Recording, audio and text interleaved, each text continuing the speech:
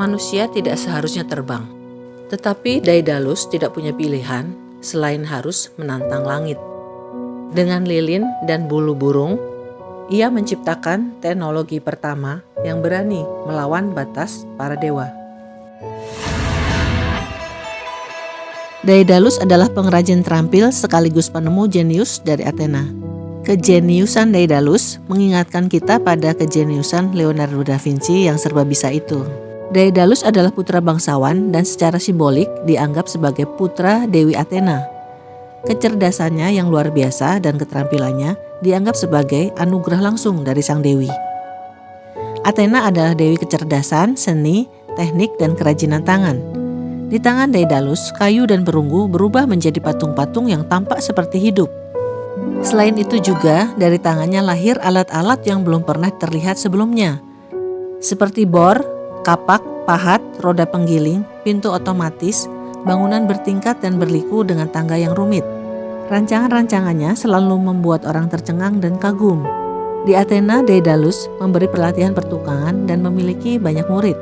Salah satu muridnya adalah keponakannya sendiri yang bernama Perdix atau Talos.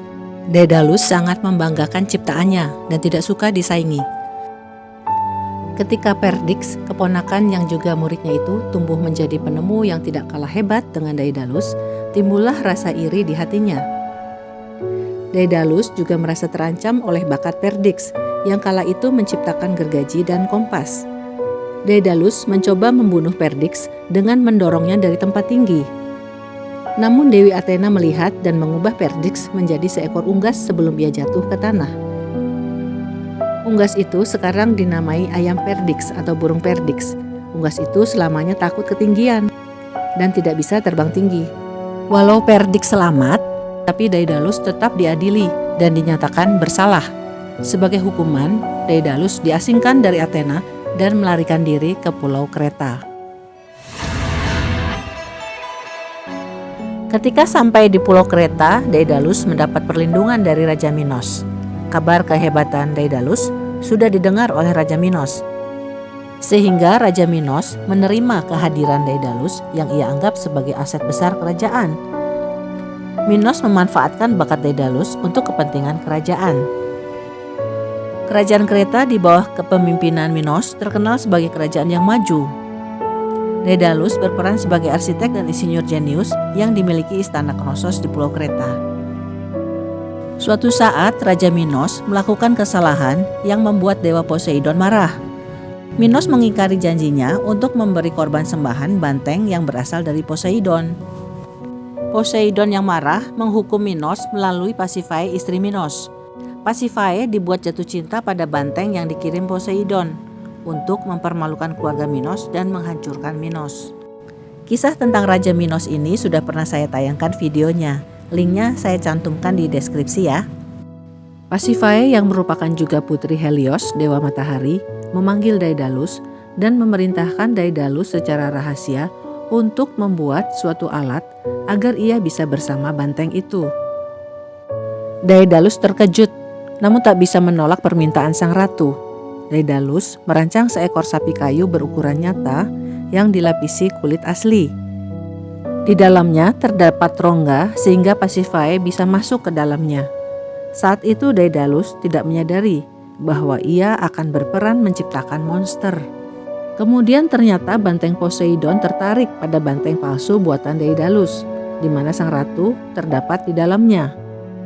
Terjadilah hubungan terkutuk dan Pasiphae mengandung, lalu kemudian melahirkan makhluk setengah manusia, setengah banteng, yaitu Minotaurus. Pasiphae menyayangi bayi itu, namun ketika bayi itu bertambah besar, ia sering mengamuk dan sulit dikendalikan dan berbahaya bagi orang-orang di sekelilingnya. Minos tidak bisa membunuhnya karena takut memicu murka Poseidon lebih besar lagi. Maka Minos memanggil Daedalus, katanya, "Buatkan sebuah penjara tempat monster itu bisa hidup, namun tak seorang pun dapat keluar hidup-hidup." Daedalus kemudian merancang sebuah labirin. Siapapun yang masuk ke dalamnya tak akan bisa keluar karena tersesat. Kemudian dimasukkanlah Minotaurus ke dalamnya. Berada di dalam labirin yang rumit membuat Minotaurus menjadi semakin buas. Minotaurus yang pada awalnya diberi makan binatang, lama-kelamaan diberi makan manusia, yaitu para tahanan dan budak. Pada suatu ketika terjadi perang antara Kreta dan Athena. Penyebabnya adalah karena Athena dianggap bertanggung jawab atas kematian Androgeus, yaitu putra Raja Minos. Ketika kemudian Minos memenangkan pertempuran, maka Athena diwajibkan mengirim 14 pemuda-pemudi Athena setiap 9 tahun. Dan mereka semua menjadi makanan Minotaurus. Pada suatu ketika Theseus, putra Raja Athena, bergabung dengan pemuda-pemudi yang dikirim ke Kreta. Ia ingin menghentikan upeti itu. Theseus berencana membunuh Minotaurus. Singkat cerita, Theseus bertemu dengan Ariadne, putri Raja Minos. Ariadne jatuh cinta pada Theseus. Ariadne membantu Theseus dengan cara memberi benang agar Theseus bisa keluar dari labirin. Dan ini atas nasihat Daedalus. Jadi ketika Theseus masuk ke dalam labirin, benang itu diulur sebagai petunjuk arah. Theseus kemudian berhasil mengalahkan dan membunuh Minotaurus, lalu membawa Ariadne pergi dari Kreta.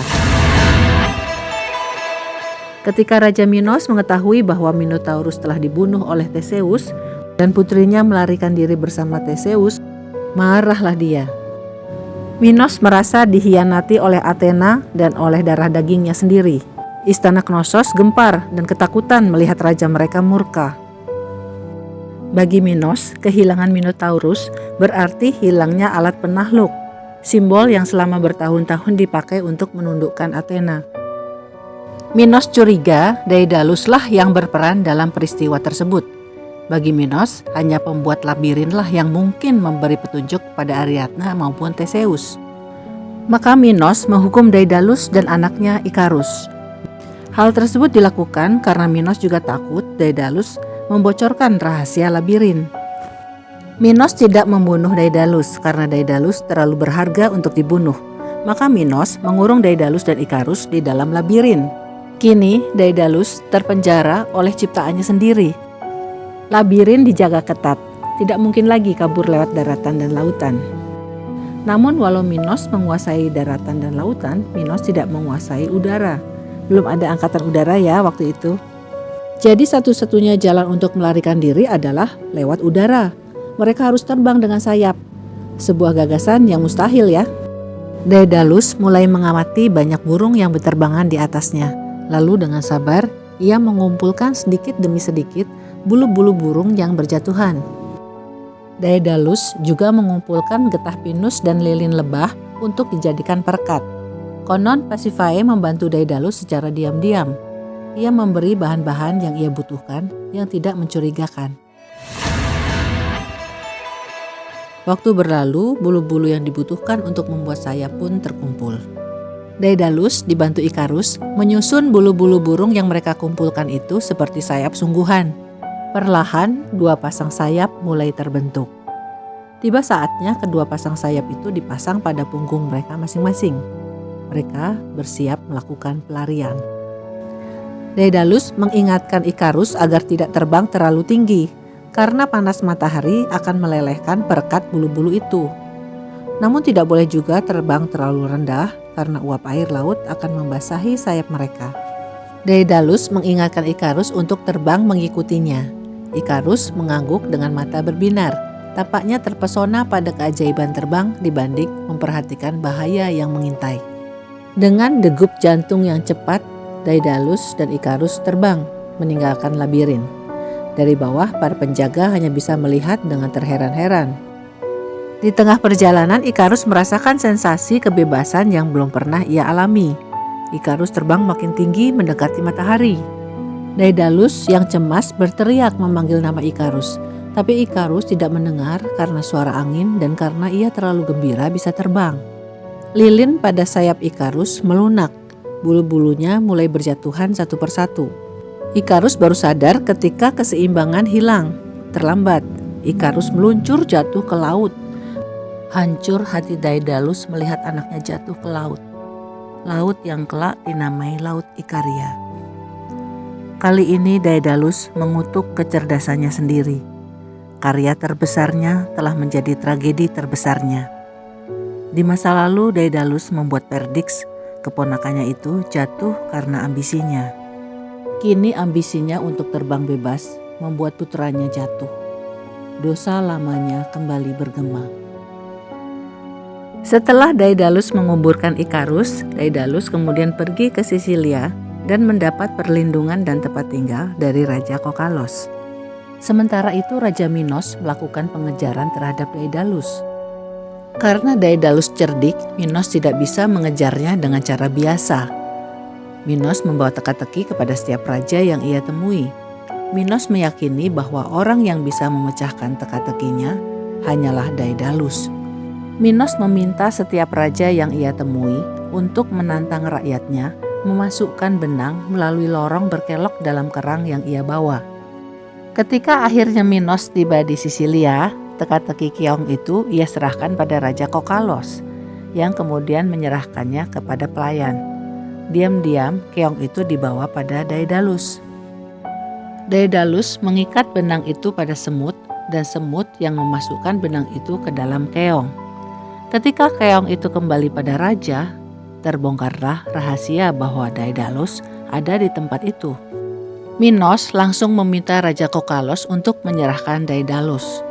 Raja Kokalos tidak ingin bermusuhan dengan Minos, maka ia meminta Raja Minos untuk menginap dahulu sebelum ia menyerahkan Daedalus. Namun ternyata malam itu menjadi akhir hidup Minos. Putri-putri Raja Kokalos yang menyukai Daedalus tidak rela Daedalus dibunuh Minos. Maka kemudian mereka membunuh Minos yang sedang mandi dengan air mendidih. Akhirnya Daedalus selamat dan melanjutkan hidupnya dengan tetap berkarya di Sisilia. Terima kasih sudah menyaksikan video ini hingga akhir ya. Jangan lupa subscribe dan tekan tombol like agar tidak ketinggalan kisah selanjutnya.